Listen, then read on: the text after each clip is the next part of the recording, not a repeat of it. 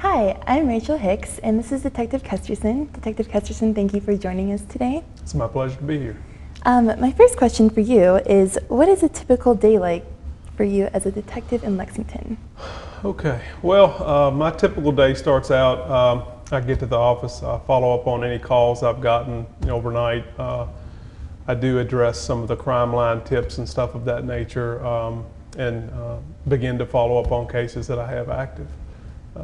During the day, I'll touch base with the officers on duty to see what's going on, see if there are any new developments in town, stuff that I need to be aware of, things of that nature.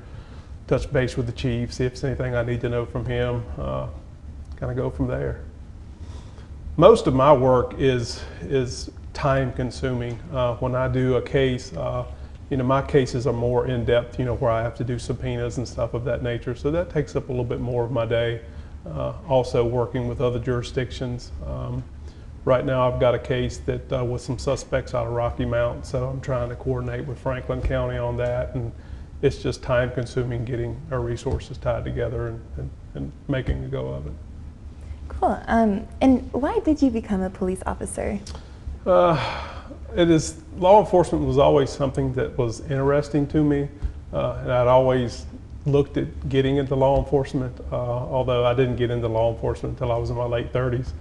But it was just, I was at a position in my life where I knew the job that I had wasn't going to last, and I was like, well, I'm not too old yet, so I'll give law enforcement a try. So I started pursuing, some college education to pursue that, and I did so and ended up applying with Lexington and got hired in January 2004. And you've lived here most of your life, I've right? lived in the county area my whole life, yes. Okay. So Lexington is one of the top 5 safest towns in Virginia, but is it really as safe as it's made out to be? I'd like to think so. In the grand scheme of things, when you look at other areas, larger areas like Roanoke, Stanton, Harrisonburg, Charlottesville, Lynchburg, things of that nature, we are a relatively safe community. We have a lot of crime that just kind of goes, unnoticed, things of that nature, small, petty stuff. And then, we do get into more serious types of offenses here and there, but it's not on a daily basis. Even the county, the Rockbridge County area as a whole, they don't deal with a lot of the really bad stuff like a lot of the larger jurisdictions do. They do, but nowhere near in the same capacity. So there's a national drug problem, especially with opioids and meth. Right. So can you tell me what you're seeing locally? Well, I don't work the drugs per se. That's not kind of my area of expertise. We've got a detective, Detective Gardner. He works the drugs, the narcotic side of our department. But methamphetamine, without a doubt, is what he says is the worst drug in the county. It's become more and more prevalent here over the last few years. And of course, opiates are really bad as well, but their main focus is methamphetamine. I was just reading earlier today that the state has got this grant to actually target the use of methamphetamine.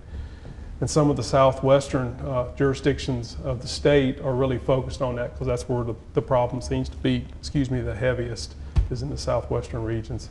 I think their percentage of cases has gone up like, I want to say, a couple 100% in the last several years, the number of cases that they're getting and meth cases that they're dealing with. So it's definitely a big issue. And can you tell me a little bit like how challenging it is to find a drug dealer or uncover a meth lab?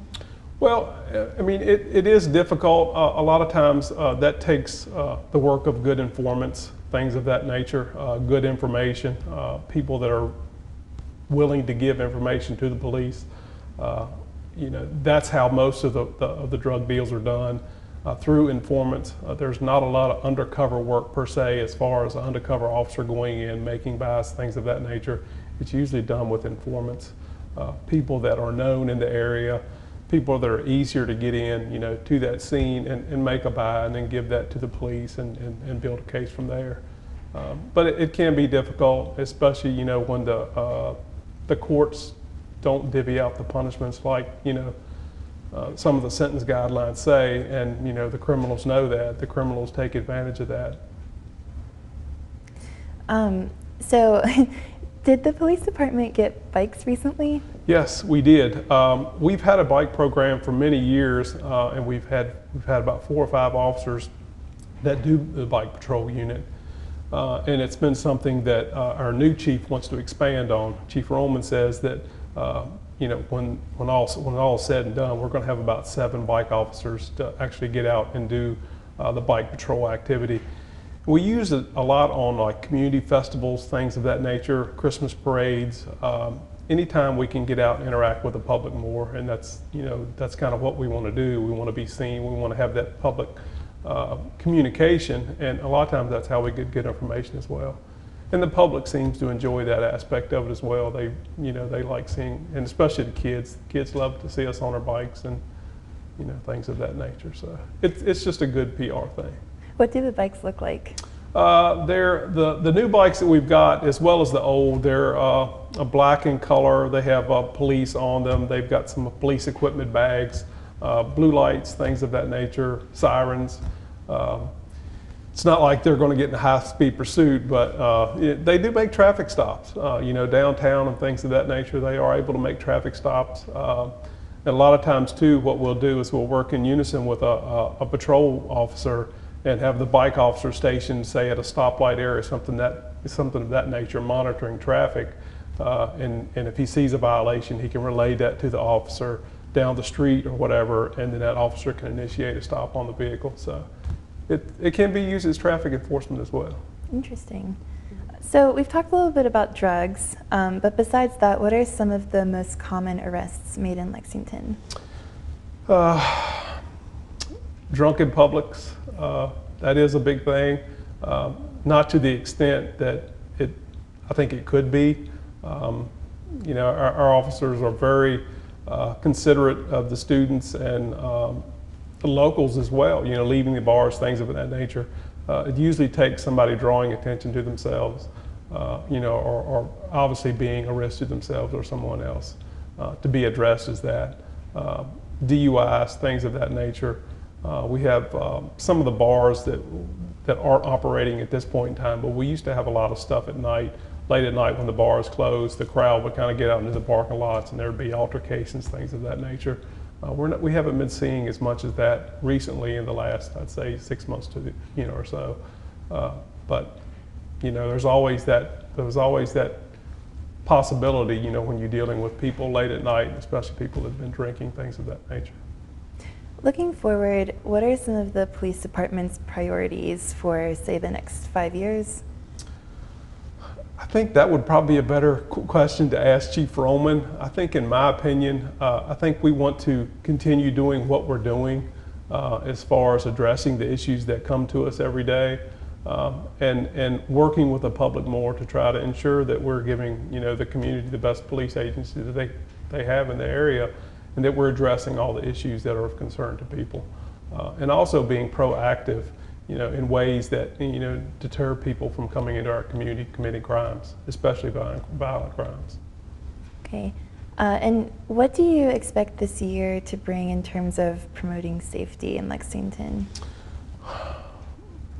Well, I think every year, we have programs like the Click It or Ticket program, things of that nature. I know they're talking about doing some checkpoints, things like that, to make sure that people on the roadways are safer. Just as a whole, I think we do the downtown foot patrols, things of that nature. I think we continually try to improve on that every year. So I think it's something that we work forward to every year, and we just slowly progress with it as time goes on. Wonderful. Well, thank you so much for your time, Detective Kesterson. It's been my pleasure. I'm Rachel Hicks for the Rockbridge Report.